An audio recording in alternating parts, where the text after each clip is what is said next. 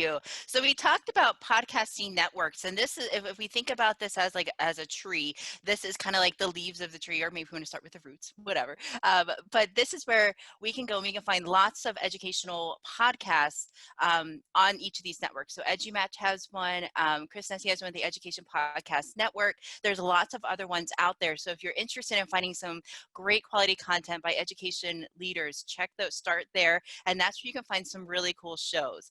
Now, let's talk about some of the nitty-gritties. Let's get into some of the details with our shows here. Let's share a little bit about what our shows are about, who are they for, and the why behind why we got it started. So I'll start with that one. So my show, like I said, was for future teachers, aspiring educators, new teachers, however you want to phrase that audience.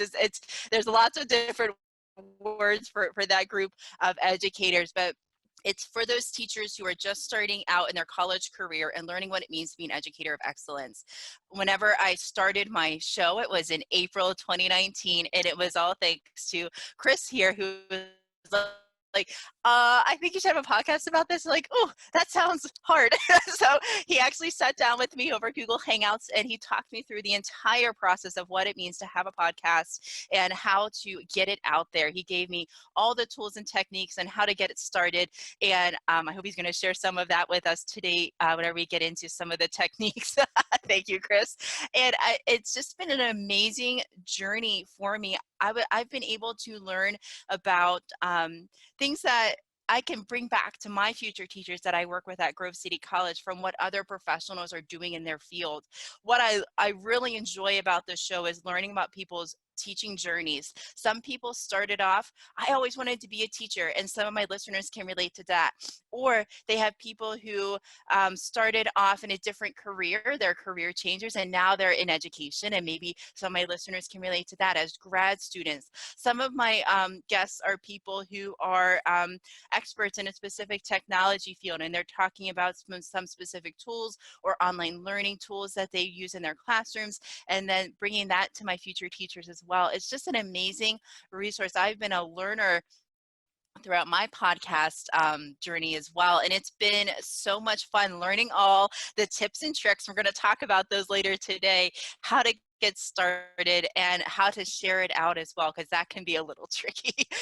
But there's lots of great tools to make it easy and to make it fun. And I just have so much fun interviewing my guests, doing solo shows. I'm able to, I have, since I teach at the university level anyway, I have a whole bunch of students that have lots of questions and lots of answers, and we can brainstorm together, and I can see, you know, what's going on in education today from their perspective, and be able to share that out with the world. And I think it's just amazing. It's been an amazing journey for me. I've learned a lot, and I hope that I've shared that out with my audience as well. Like I said, my audience is usually future teachers from around the country, around the world, and it's just been so much fun to see them connect and what's been resonating with the audience online. So Sarah, let's start with you. You said you have 3 podcasts for 3 different audiences. Go for it. Let's hear what they are and hear who they're for. Sorry, okay. I was trying to unmute with my spacebar trick, but it didn't work. But all right. So currently there are 3 shows I'm working on. So the one that is the most that takes up most of my time would be the EduMatch Tweet and Talk. So pretty much that is an audience of educators and all educational stakeholders. So sometimes we have shows featuring students and parents, but the bulk of the time we have educators, consultants, people of that nature. And the format is that we do a Zoom webinar, and we do it to Facebook Live, and then we take that audio and we push it out as an audio only format. And sometimes when I remember, we put it on our YouTube channel as well. But but now lately they've been living in the Facebook community, so people, you know, kind of interact when it goes on. So that's fun. We used to do it every Sunday at 6 p.m. but now we switched up our format a little bit, you know, whole work-life balance thing. So to make it a little more sustainable, as there's different initiatives for EduMatch on the table. So we do episodes, but we put them out, you know, on the calendar ahead of time so people can know when they're coming. But the episodes drop on in podcast format weekly in 10 episode chunks. So that is going to be, so that's been our format. We just finished season 2. Season 1 had like 200 episodes in it. Season 2 had 10.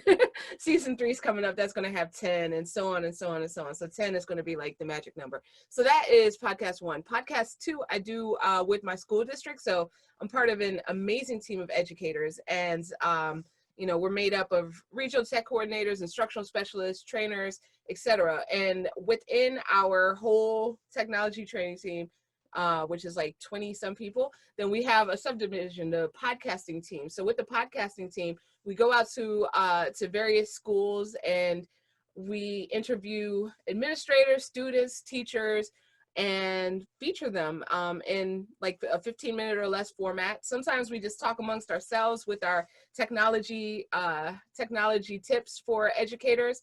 And we're actually going to be doing that now, because as we're recording, then, we have the COVID-19 pandemic that's around the world. So we want to put out something special for our teachers who are doing, remote learning.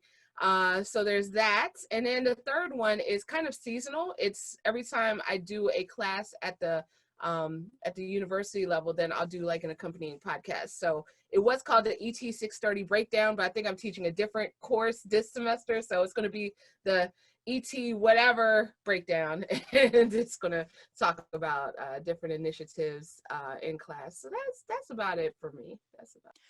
Oh, that's about it. Just 3 shows. Once through Zoom, goes through YouTube. I pull audio. I do all these things, and smoke and mirrors, right? Yes. Oh, Sarah, I love it. I loved your drive. I love that you have 3 different shows for similar audiences, but some of them are really tailored towards specific people. And I think that's so fantastic. Thank you so much. And I'm excited to hear what special thing you have planned for your faculty with podcast 2. That's so cool. Thank you so much. And Chris, same question to you. Tell us a little bit about your podcast, the why behind it, and who it's for.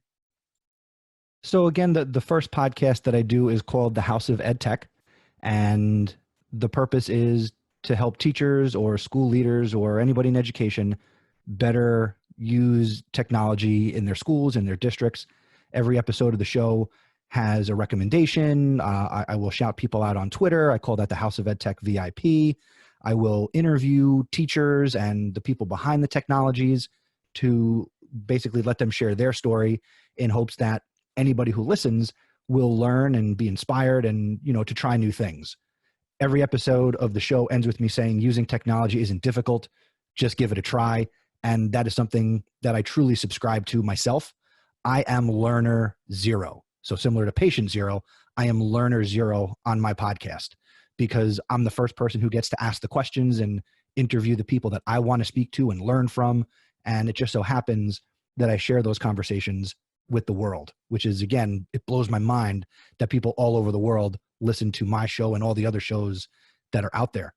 And I started that show again because my wife, who is also in education, basically said, I'm tired of listening to you talk about technology and education. Go teach yourself how to podcast. You're a smart guy. Go figure it out. And I did. And I launched that show. Then, like Pringles, once you pop, you just can't stop. So one podcast was not enough. So I started the network, and then I pushed 2 of my friends in New Jersey, Stacy Lindes and AJ Bianco. Stacy came up with this idea of hashtag podcast PD, where we would do a weekly Twitter chat on Sunday nights. And in the weeks where we couldn't do the Twitter chat, I was able to say, why don't we actually release a podcast about some of the topics we would talk about? So we would start to release episodes on Mother's Day and Father's Day, all the big Sunday holidays. And then I basically said, why don't we just do it as a podcast? Because I was like, I'm not really a fan of Twitter chats, and I think we could reach more people and be more engaging and provide a different dynamic based on what we're talking about in these Twitter chats. Let's actually podcast. So they reluctantly said yes, because I'm a pusher.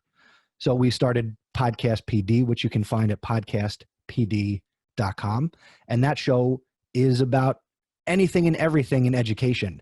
And we market it as, it's like the PD you would get in a faculty meeting or on a PD day, but you'll have more fun with Stacy Lindes, AJ Bianco, and me, Chris Nesi.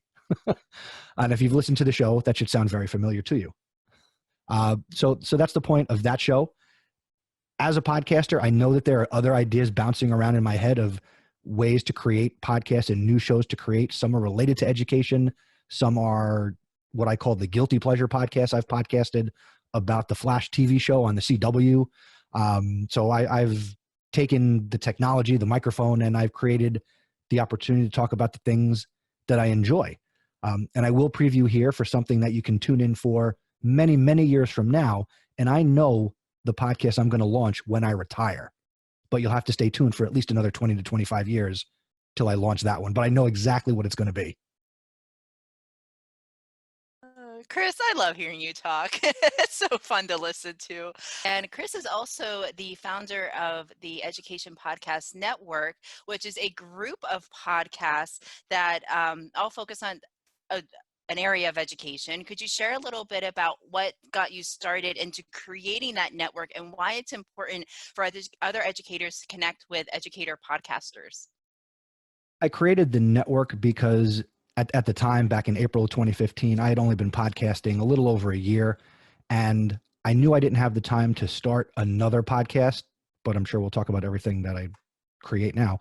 But I wanted to connect with other educators who were doing the same thing, and I wanted to build community because I knew that only people who understand what I was doing would be people who were doing it. So people in classrooms, whether you're a classroom teacher or an administrator, creating content above and beyond what you're doing in your classroom or whatever your role is in education. So I wanted to connect with people to commiserate, to, learn from the mistakes that other people have made and to share my experience. And I guess the second thing would be to make it easy to find really good content. I'm not saying that content that's not a part of the network is not good, but I wanted to bring together good content, and the network is ever expanding and growing, from when we started in 2015 to where we are here in 2020.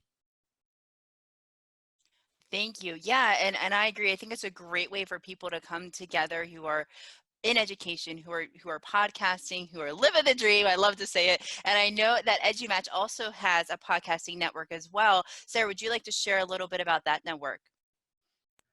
Sure. Just wanted to give a huge shout out to Brian Costello for, coming up with the idea, kind of organizing it, bringing it together. I remember that he mentioned to me that there are so many people that are, a part of EduMatch that have shows. So, why not bring everyone together? And so, just wanted to give him a huge shout out. So right now I want to say that there's 6, no, there's more than 6. I'm sorry, but this is still kind of in its infancy stages. So, but just a way for us to support one another and and get the word out about the shows.